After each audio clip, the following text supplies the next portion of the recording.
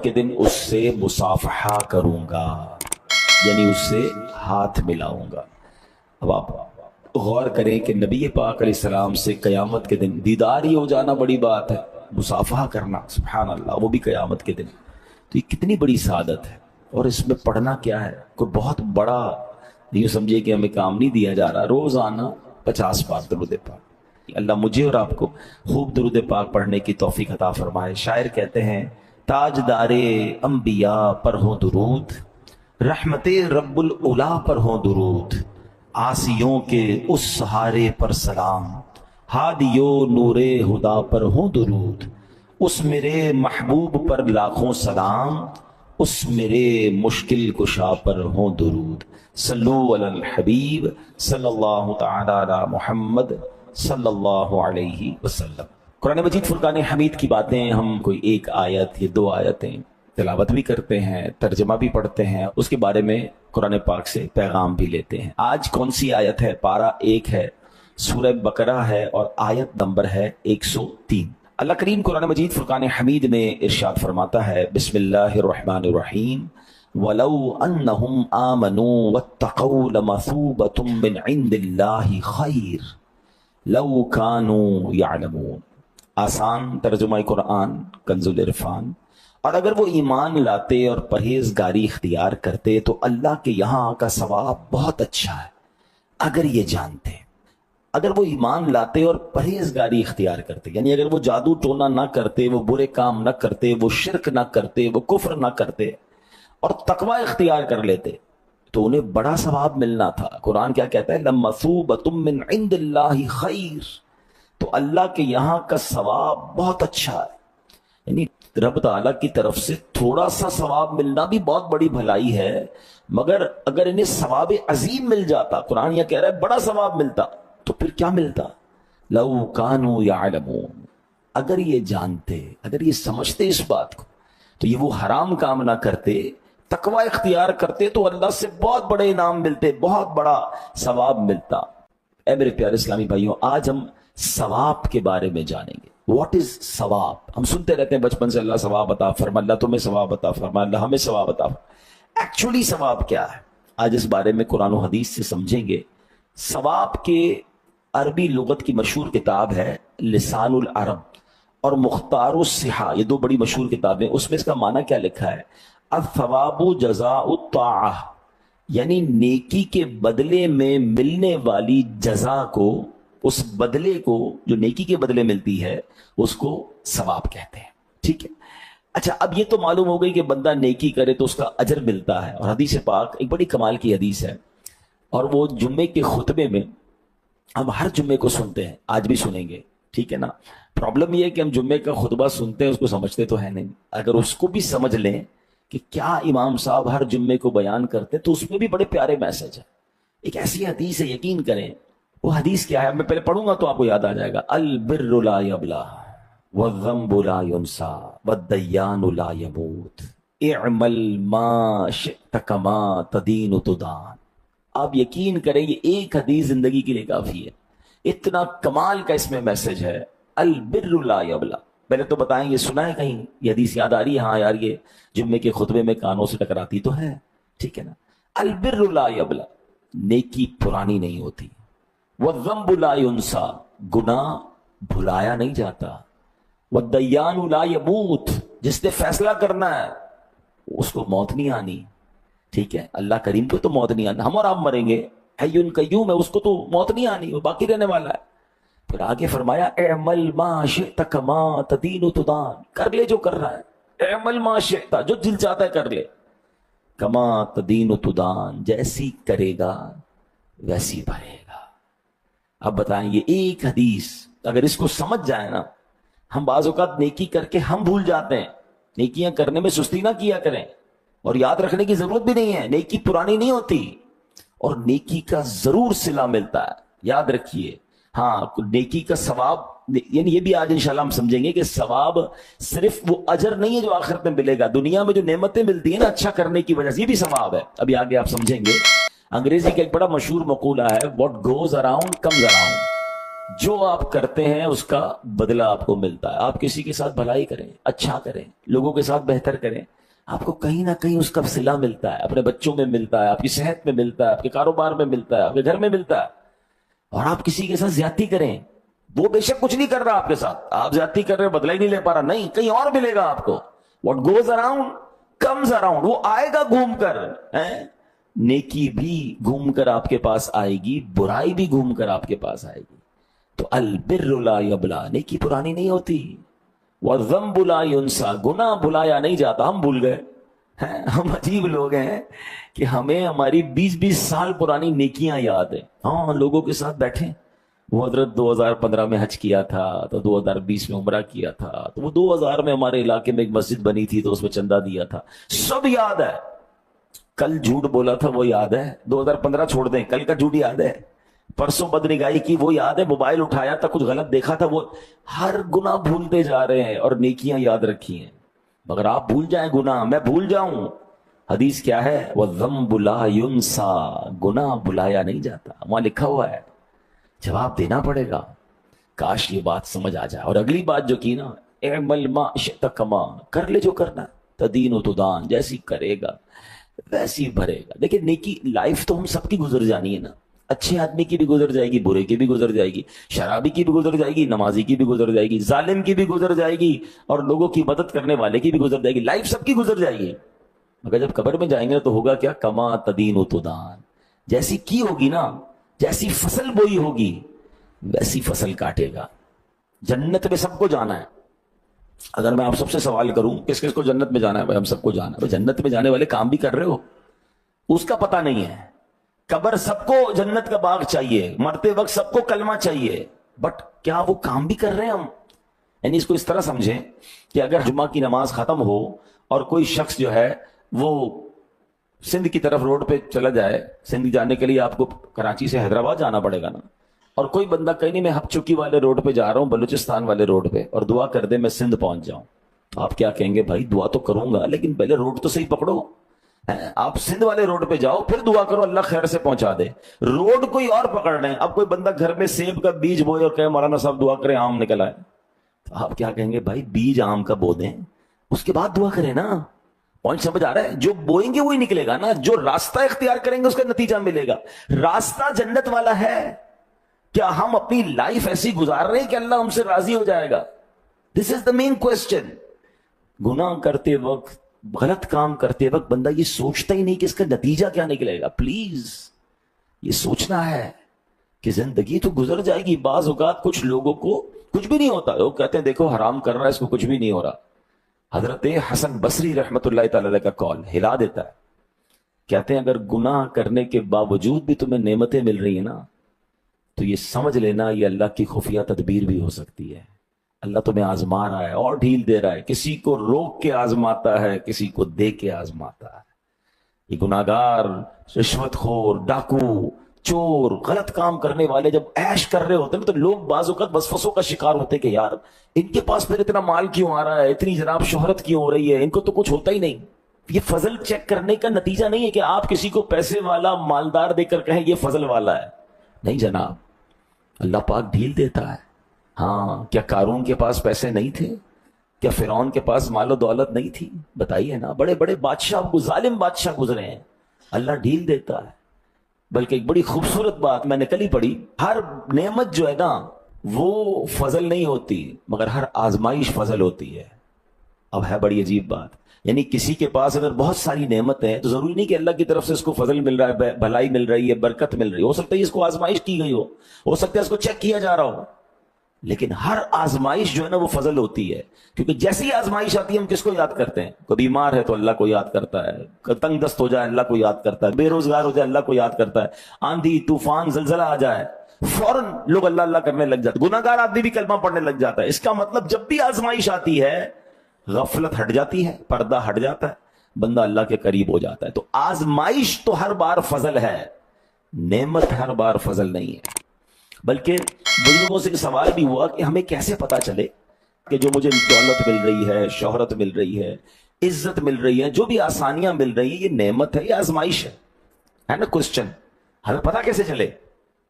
بہت پیارا آنسر دیا.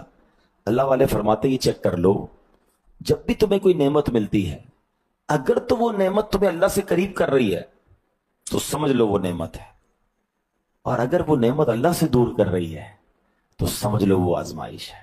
دولت آ رہی ہے، نمازیں چھٹ رہی ہیں، دولت آ رہی ہے، حلال و حرام کی تمیز ختم ہو گئی ہے، گندے کاموں میں، عیاشیوں میں، برے کاموں میں پڑتا جا رہا ہوں، شہرت آ رہی ہے، تکبر بھی آتا جا رہا ہے، شہرت آ رہی ہے، گھمنڈ آتا جا رہا ہے، طاقت آ رہی ہے، ظلم کرتا جا رہا ہوں۔ تو یہ طاقت نعمت نہیں، یہ شہرت نعمت نہیں، یہ مال نعمت نہیں، یہ تم پر آزمائش آ گئی ہے جو تمہیں رب سے دور کر رہی ہے۔ دیکھیں نا ایسا ہوتا ہے، بندہ غریب ہوتا ہے، 5 وقت کا نمازی ہوتا ہے، پیسے والا ہوتا ہے تو پہلے جماعت چھوٹتی ہے، پھر نمازی چھوٹ جاتی ہے، تھوڑی سی کوئی جانتا نہیں محلے میں تو سب کے ساتھ بیٹھ کے کھانا کھا رہا ہے، چائے پی رہا ہے، سارے دوستوں کے ساتھ بیٹھ رہا ہے، جیسے ہی تھوڑا نام ہوا، شہرت ہوئی تو تکبر آ گیا، تم کون میں کون، تم غریب، اپنے میں میرے ساتھ کیسے بیٹھو گے؟ یہی تو امتحان ہے کہ نعمتیں بڑھ رہی ہیں اور بندہ گناہوں کی طرف جا رہا ہے، اللہ سے دور ہو رہا ہے، تو یہ نعمت نہیں ہے۔ رشوت کھا کر لوگ کہتے ہیں اللہ کا بڑا فضل ہے، حرام کام کرنے والا کہہ رہا ہے اللہ کی مہربانی۔ کس چیز کی مہربانی؟ حرام کر رہے ہو تم، اللہ کو ناراض کر رہے ہو۔ بس ذرا پوری دنیا مجھے جانتی ہے، اللہ کا بہت مہربانی۔ اللہ کی مہربانی اس بات پر ہے کہ تم حرام کر کے دنیا میں مشہور ہو گئے، ناچ گا کر مشہور ہو گئے۔ غور کرنا ہے، یہ اللہ کی مہربانی نہیں ہے کہ تم پر آزمائش ہے، تمہیں ٹیسٹ کیا جا رہا ہے، توبہ کرو۔ اگر شہرت ہی معیار ہے کہ جناب جس کو شہرت ملی وہ بڑا کامیاب ہے، تو مجھے بتائیں دنیا میں شیطان سے زیادہ کون مشہور ہے کوئی شیطان؟ ہر مذہب والا جانتا ہے اس کو، دنیا کا ہر بندہ نے اس کا نام سنا ہے۔ شیطان کا فیس بک پیج ہوتا تو شاید سب سے زیادہ فالوور اس کے ہوتے، تو پھر شیطان سب سے بڑا آدمی ہو گیا۔ وہ بھائی مشہوری الگ چیز ہے، عزت الگ چیز ہے۔ شہرت تو گانے باجوں کی، غلط کام کرنے والوں کی بھی ہے، شہرت نہیں، عزت۔ اللہ سے مانگے اللہ اپنی بارگاہ میں عزت عطا فرما، اور اللہ نے قرآن میں فرمایا کہ اللہ کے نزدیک عزت والا کون ہے؟ ان اکرمکم عند اللہ اتقاکم، بے شک اللہ کے نزدیک عزت والا کون ہے؟ جو زیادہ تقوی والا ہے، پرہیزگار ہے۔ اللہ کے قریب کون ہے؟ اللہ کے نزدیک عزت والا نمازی، نیک، پرہیزگار، گناہ سے بچنے والا ہے۔ ہم کہتے نہیں یار وہ صاحب کی 4 گاڑیاں ہیں، 2 گارڈ ہیں، اور جناب 25 لاکھ فالوور ہیں، بڑا عزت والا ہے، نماز پڑھتا ہے؟ نہیں نماز نہیں، وہ تو ناچ گانے گا کے مشہور ہوا ہے، ہم اس کے، ہماری نوجوان نسل اس کے پیچھے بھاگ رہی ہے۔ ان اکرمکم عند اللہ اتقاکم، بے شک اللہ کے نزدیک عزت والا وہ ہے جو زیادہ پرہیزگار ہے۔ کاش یہ بات سمجھ آ جائے، اور ہم نے جو آج جانا کہ ہمیں یہ حدیث یاد رکھنی ہے، اعمل ما شئت کما تدین تدان، کر لے جو کرنا، جیسی کرے گا ویسی بھرے گا، جیسی کرنی ویسی بھرنی۔ سنتے ہیں نا، یہ بات یاد کر لیں۔ قبر روشن کرنی ہے تو دنیا میں اللہ کو راضی کرنا ہوگا، جنت میں جانا ہے تو جنت والے کام کرنے ہوں گے نا، نبی پاک اور اللہ کو راضی کرنا ہے تو ان کو راضی کرنے والے کام کرنے ہوں گے۔ بڑی پیاری بات سیدی اعلیٰ حضرت امام اہل سنت نے ہمیں جھنجھوڑتے ہوئے ایک شعر میں کہی، فرماتے کام زندہ کے کیے اور ہمیں شوق گلزار ہے کیا ہونا ہے۔ کہتے کام جیل میں جانے والے، جہنم میں جانے والے کیے ہیں، شوق سب کو جنت کا ہے، پھر کیا ہونا ہے؟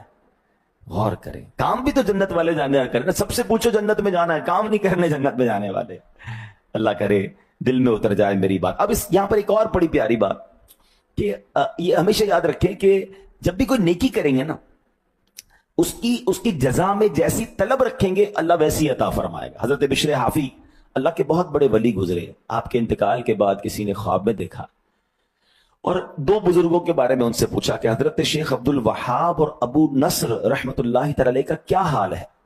تو فرمایا اللہ پاک نے ان کی بخشش فرما دی، دونوں جنتی کھانے کھاتے ہیں اور دونوں جنتی مشروبات سے مزے لے رہے ہیں۔ تو خواب دیکھنے والے نے پوچھا حضور پھر آپ کا کیا حال ہوا مرنے کے بعد؟ تو آپ فرماتے ہیں کہ مجھے کھانے پینے میں رغبت نہیں ہے، لہٰذا رب کریم نے مجھے اپنے دیدار کی دولت عطا فرما دی۔ یعنی جس نے جیسا مانگا نا اللہ سے۔ اب یہ بھی کمال ہے کہ ہم اللہ کی راہ میں کوئی نیکی کریں، خرچ کریں، تو تمنا کیا ہے؟ اے اللہ مال بڑھ جائے، اے اللہ جنت مل جائے، یا اللہ تیری رضا مل جائے۔ دنیا میں کسی کو یہ تمنا کرتا ہے اللہ میں تیری راہ میں خرچ کر رہا ہوں، برکت دے دے، ہو سکتا ہے اس کے پیسے بڑھ جائیں، ٹھیک ہے۔ اس سے اوپر کیا بندہ مانگتا ہے؟ اے اللہ جنت مل جائے، اللہ ہو سکتا ہے اس کے بدلے اس کے 100 روپے خرچ کرنے پر جنت دے دے۔ مگر اس سے بھی بڑا سوال یہ ہے کہ اللہ اپنی رضا دے دے. یہ سب سے اچھی دعا ہے. یاد رکھیے اللہ جس سے راضی ہو گیا اس کو تو دنیا بھی اچھی ہو گئی آخرت بھی اچھی ہو گئی نا. اللہ رحمانت دنیا والآخرہ. ہمیں اللہ سے چاہیے کیا؟ بندہ جو مانگتا ہے نا جیسی طلب ویسی عطا ہے. اب مثال کے طور پہ کوئی بندہ اگر آپ کو آ کر کہے کہ صاحب کھانا کھلا دیں تو آپ اس کو کپڑے نہیں دلائیں گے نا, آپ کھانا ہی دلائیں گے نا. کوئی آ کے کہتا ہے سر کپڑے چاہیے, آپ کپڑے دلائیں گے. اور کوئی آ کے کہتا ہے مجھے گھر چاہیے تو نہ اس کو کھانا چاہیے نہ لباس چاہیے. جیسی مانگو گے. اچھا دنیا والوں سے زیادہ مانگو تو دنیا والے بھگا دیتے ہیں. اللہ کے خزانے تو تھوڑے نہیں ہیں نا, اللہ سے تو مانگو. اور مزیدار دعا یہی ہے کہ اللہ سے اللہ کی رضا مانگے, اللہ سے اللہ کی عطا مانگے, اللہ سے یہ مانگے کہ اللہ جس حال میں تو راضی اس حال میں میں راضی. مثال کے طور پہ آپ کا بچہ ہے, کوئی بچہ آ کر کہتا ہے کہ ابا جان مجھے یہ کھانا کھانا ہے. کوئی آ کر کہتا ہے مجھے اتنے پیسے چاہیے, اور کوئی کہتا ہے ابو جس میں آپ راضی نہ میں راضی. بتاؤ ان تینوں میں کس میں زیادہ پیار آئے گا؟ آپ کس کو زیادہ خوش کریں گے کہ یار یہ اپنے لیے کچھ مانگ ہی نہیں رہا, یہ کہہ رہا ہے جس میں آپ راضی اس میں میں راضی. ایسا ہی ہے نا, بلا تمثیل. اللہ کی کوئی اولاد نہیں ہے, ہم تو بندے ہیں اللہ کے. لیکن بندہ جب اللہ سے یہ کہتا ہے نا اللہ جس حال میں تو راضی اس حال میں میں راضی, میرے لیے جو حال تیرے نزدیک اچھا وہ کر دے, تو وہ تو سخیوں کو بھی دینے والا ہے, وہ قریبوں کو کرم دینے والا ہے. جب وہ بندے کی یہ کیفیت دیکھتا ہے نا کہ بندہ رب کے سامنے سر جھکائے بیٹھا ہے, اللہ مجھے کچھ نہیں تیری رضا چاہیے. حضرت ابراہیم کے ساتھ کیا ہوا تھا؟ حضرت ابراہیم کو جب آگ میں ڈالا جا رہا تھا آپ کے پاس فرشتے آئے تھے. میری اور آپ کی اوقات کیا ہے, ان کا مقام دیکھیں خلیل اللہ کا, کہ فرشتے آئے کہ حضرت ہمیں کہیں ہم بارش برسا دیں, ہمیں کہیں ہم ہوا چلا دیں, یہ آگ ختم کر دیتے ہیں. حضرت ابراہیم نے کہا مجھے تمہاری کوئی مدد نہیں چاہیے. جب آگ میں ڈالا جانے لگا حضرت جبریل آئے اور آ کر کہتے ہیں اے ابراہیم ہم سے مدد نہیں مانگتے, اللہ سے تو مانگ لو. اللہ سے ہی کہہ دو نا کہ آگ بجھ جائے, آگ تمہیں تکلیف نہ پہنچائے. توکل کا لیول دیکھیں. حضرت ابراہیم کیا کہتے, رب دیکھ رہا ہے نا مجھے آگ میں ڈالا جا رہا ہے, اللہ دیکھ رہا ہے نا, اگر اس نے بچانا ہوگا تو بچا لے گا, اور اگر اسی میں راضی ہے تو میں بھی راضی ہوں. نتیجہ کیا نکلا؟ اللہ نے جلنے دیا کیا؟ راکھ ہو گئے. ہائے اللہ نے آگ کو حکم دیا قلنا یا نار کونی بردا وسلاما علی ابراہیم, اے آگ ٹھنڈی اور سلامتی والی ہو جائے ابراہیم پر. اور آگ کیسی ہوئی کہ حضرت ابراہیم کو نہ ٹھنڈ لگی نہ گرمی لگی. کئی دنوں بعد آگ سے باہر آتے ہیں اور آپ کا بال بھی بیکا نہیں ہوتا ہے. جسے اللہ رکھے اسے کون چکھے. یہ بات ہے تھوڑی باریک, سمجھ نہیں آتی ہر کسی کو, یہ تھوڑا سا لیول دوسرا ہے.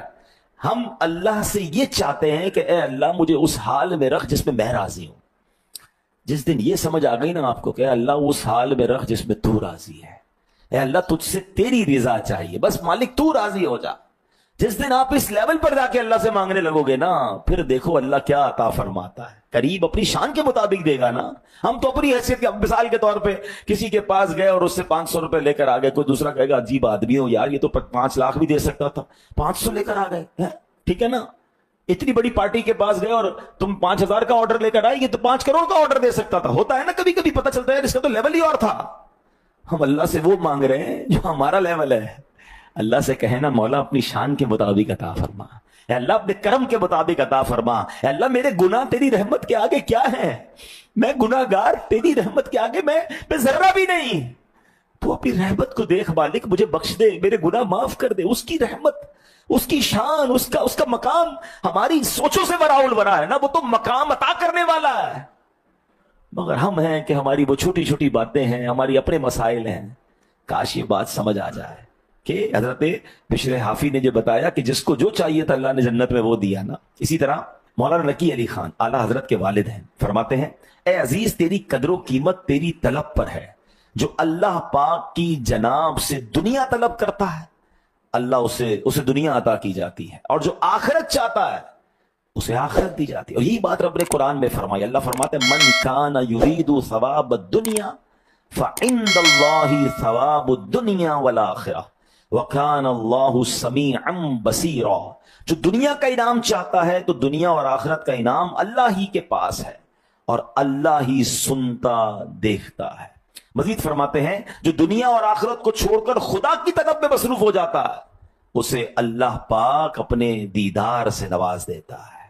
کاش یہ بات سمجھ آ جائے کہ ہمیں اللہ کی طلب ہو جائے, اللہ کے دیدار کی طلب ہو جائے, اللہ کی رضا کی طلب ہو جائے. پھر دیکھیں اللہ کیا کچھ عطا فرماتا ہے۔ اے میرے پیارے اسلامی بھائیوں، اب ہم نے سنا تھا الثواب جزاء الطاعہ، یعنی نیکی کے بدلے کو ثواب کہتے ہیں۔ اب یہ بھی یاد رہے کہ دنیا میں بھی جو نعمت ملتی ہے نا کسی نیکی کے بدلے، ہم نے کسی کے ساتھ بھلا کیا، ہمارے ساتھ بھلا ہو گیا، ہم نے مال خرچ کیا، اللہ نے برکت ڈال دی، ہماری بیماری ٹل گئی، ہماری بلا ٹل گئی، یہ بھی ثواب ہے، یہ ثواب الدنیا ہے۔ اور آخرت میں انشاءاللہ جو اجر ملے گا وہ آخرت کا ثواب ہے۔ تو اے میرے پیارے اسلامی بھائیوں، اسی کو قرآن میں رب فرماتا ہے من کان یرید ثواب الدنیا فعند اللہ ثواب الدنیا والآخرہ، جو دنیا کا انعام چاہتا ہے تو دنیا اور آخرت کا انعام اللہ ہی کے پاس ہے۔ لیکن جو دنیا کی واہ واہ چاہتا ہے، اس لیے خرچ کروں کہ لوگ سخی کہیں، اس لیے جناب لوگوں میں نیکی کی دعوت دوں کہ لوگ مجھے عالم کہیں، اس لیے میں جناب لوگوں کی مدد کروں کہ لوگ مجھے مددگار کہیں، تو یہ آپ نے دنیا طلب کی نا، آپ کو نہ دنیا کا کوئی فائدہ ہوگا نہ آخرت کا ہوگا، کیونکہ آپ تو واہ واہ چاہتے ہیں، اخلاص تو نہیں ہے۔ نہیں، اللہ کی رضا، اللہ قبول فرمائے اسے اور مجھے دنیا اور آخرت کی برکتیں عطا فرمائے، نیکی کرتے وقت یہ نیت ہونی چاہیے۔ تو اے میرے پیارے اسلامی بھائیوں، اب جب آپ حلال کے ذریعے، اب آج کل کیا ہوتا ہے، ہر چیز کے دو طریقے ہیں، بندہ گناہ کے ذریعے بھی پیسے کمانے والے کما رہے ہیں اور حلال کے ذریعے بھی کما رہے ہیں۔ حلال بظاہر تھوڑا ہوتا ہے مگر اس میں اللہ برکت ڈال دیتا ہے، حرام بعض اوقات بہت زیادہ ہوتا ہے، کبھی ڈاکٹر لے جاتے ہیں، کبھی ڈاکو لے جاتے ہیں، کبھی ٹینشن اور بیماریاں آ جاتی ہیں، کیا کرنا ہے اس حرام کا؟ ہم اس بات پر یقین رکھیں کہ جو میرے نصیب میں ہے وہ مل کر رہے گا۔ اور حلال میں برکت کیسی ہوتی ہے، ایک بڑا کمال کا واقعہ آپ کو سناتا ہوں۔ بر صغیر کے ایک بڑے بزرگ ہوئے ہیں حضرت ملا جیون رحمت اللہ تعالی، آپ مغل بادشاہ اورنگزیب رحمت اللہ تعالی کے استاد تھے۔ ملا جیون معاشی لحاظ سے بڑی نارمل زندگی گزارتے تھے، بڑی مطلب جس کو کہیں کہ نارمل مڈل کلاس۔ ایک بار اورنگزیب کہیں جا رہا تھا، اس نے اپنے استاد سے ملاقات کی اور ایک تحفے میں ایک چونی پیش کی، ایک سکہ تحفے میں دیا اور سفر پر چلا گیا۔ کئی دنوں بعد جب واپس آیا تو ملا جیون رحمت اللہ تعالی کے حالات بدلے ہوئے، آپ تو امیر و کبیر ہو گئے، آپ کے پاس ٹھیک ٹھاک مال آ گیا۔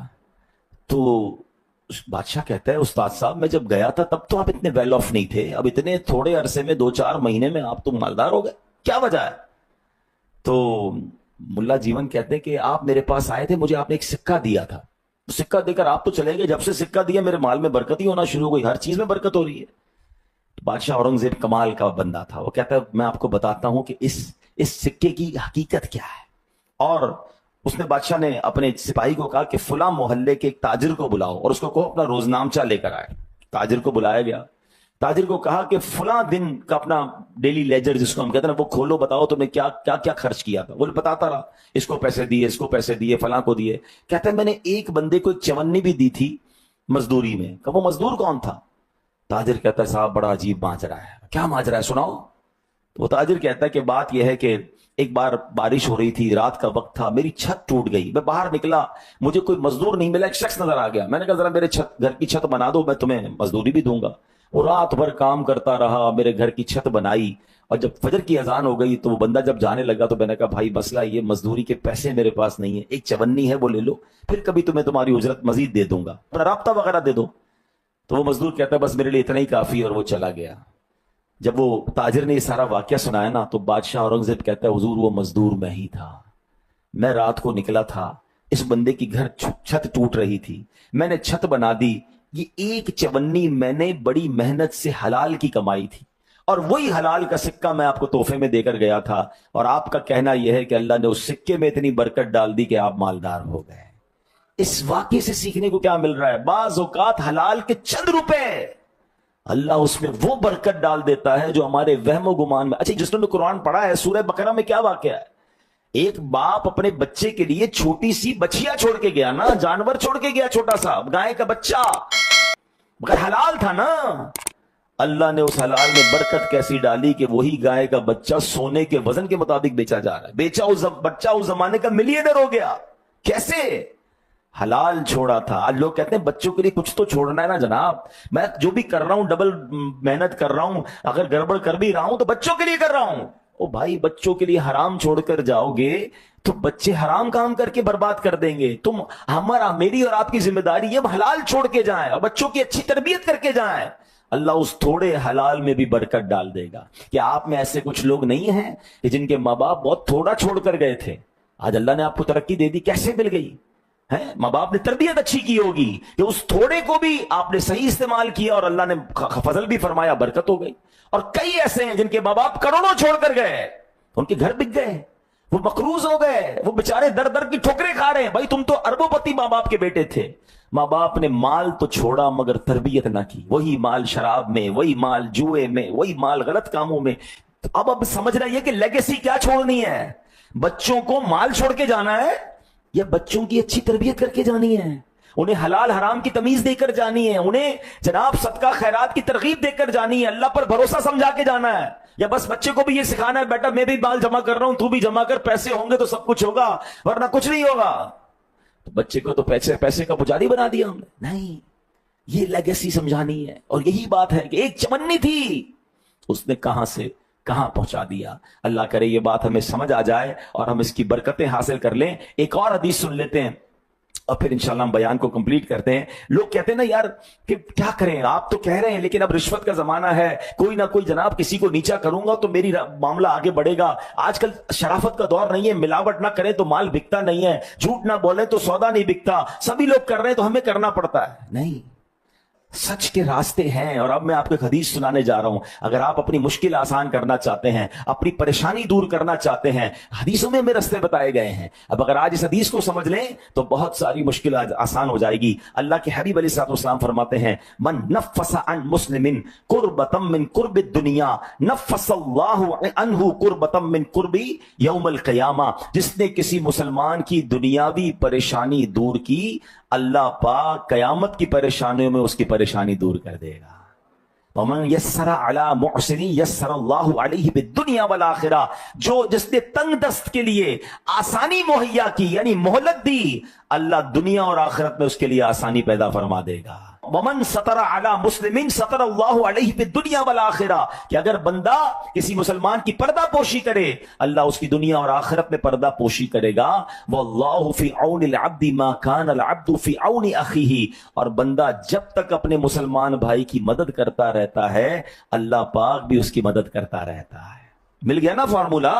आपको अल्लाह की मदद चाहिए, आप मुसलमान की मदद करें, अल्लाह मदद करेगा।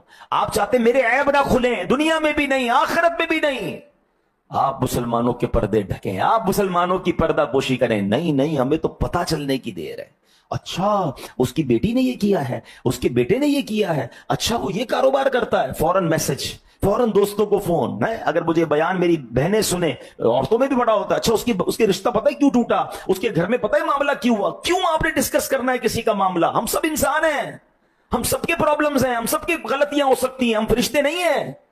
लेकिन अगर कोई बंदा दूरबीन लगा के ऐब ही ढूंढ रहा है, तो एक बात याद रखना, अगर आज आप किसी के ऐब ढूंढ रहे हो, कल आपके ऐब खुलेंगे। और हम में से कहते हैं ना, एक उंगली किसी की तरफ उठाओ तो ये 3 उंगलियां आपकी तरफ हो रही हैं। हम क्या सब दूध से धुले हुए? अल्लाह से दुआ करें, अल्लाह मेरे भाई के ऐब खुल गए, इसके भी छुपा दे, मेरे भी छुपाई रखना।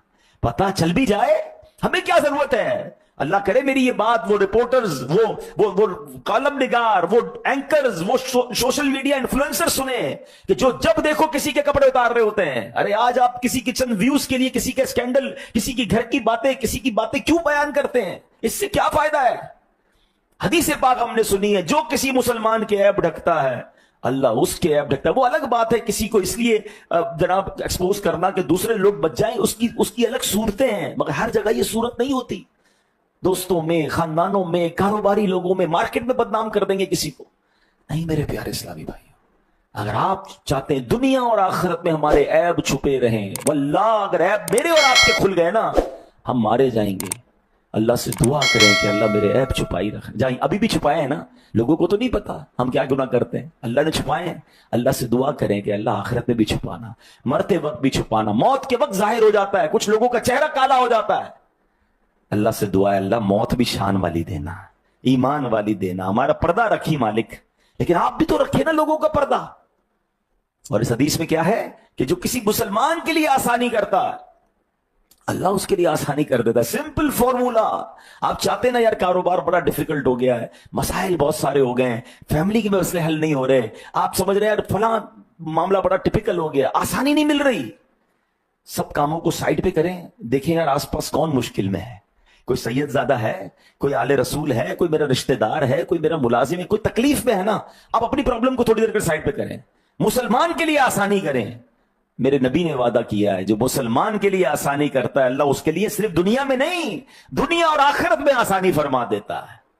اچھا اب ذرا اس کو تھوڑا اپوزٹ سوچیں, جو مسلمان کے لیے مشکل کرتا ہے اب وہ لوگ سوچیں, ڈیفیکلٹ کر دیتے ہیں لوگ, دھمکی, دھوس, ڈانٹ, ڈپٹ, جھڑک, ٹینشن دیتے ہیں لوگوں کو, پریشر دیتے ہیں.